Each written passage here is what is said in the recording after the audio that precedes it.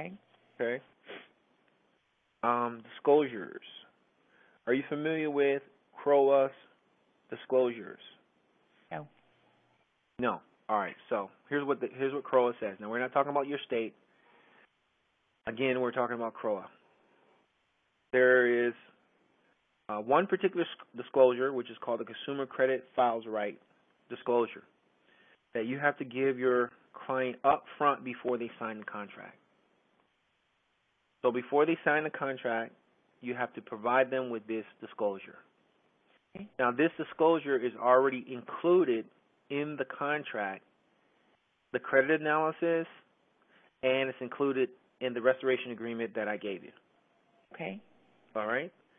And basically what this disclosure says is that, hey, client, you could do this on your own. You don't need me, pretty much.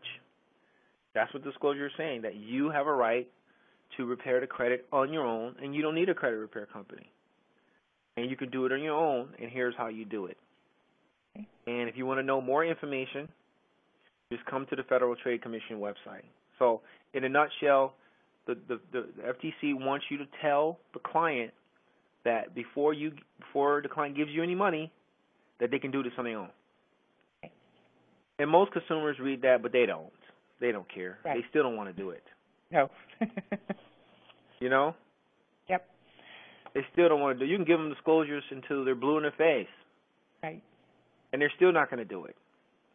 But you want to make sure that you provide this disclosure to them before you sign any contracts at all. Okay? And that's already included in the credit analysis agreement, and it's already included in the restoration agreement. Any questions on that one? Nope.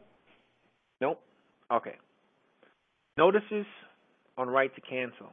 All right, so again, on the CROA, not your state, and your state also has very similar notices as the Consumer Credit Files Rights.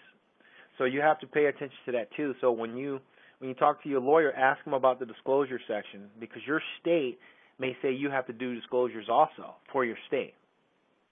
Okay. Well, I like what he already told me about providing them a list of the free services. Is that what you mean by disclosures? Is that considered a disclosure? Yeah, that would be one. That would Okay. be one part of the disclosure, but they may ask you to do some other disclosures too. Okay. They may Okay. ask you to do other disclosure also. One second, okay? Yeah, they may ask you to do other disclosures also.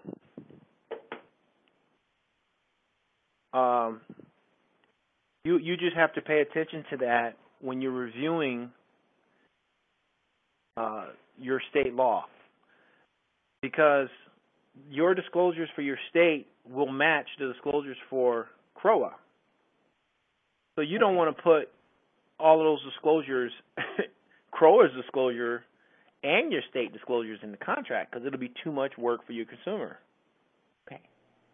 Does that make sense? Yes.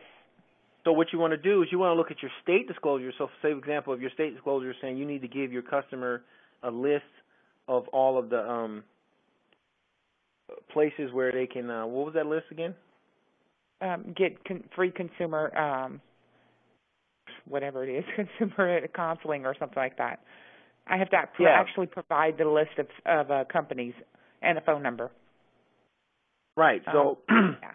So that disclosure, the CROA doesn't require you to have a disclosure like that. So you know you have to include that disclosure. Okay. All right. So, but if the state says that you have to give them 2 notices of a right to cancels and a Consumer Credit Files Rights disclosure, and it's the same disclosure as CROA, then you don't want to, duplicate that. You know what I mean? Okay. Right. Got it. So all you would do is just use combine one. Huh? Right. You just kind of combine it and just list it once.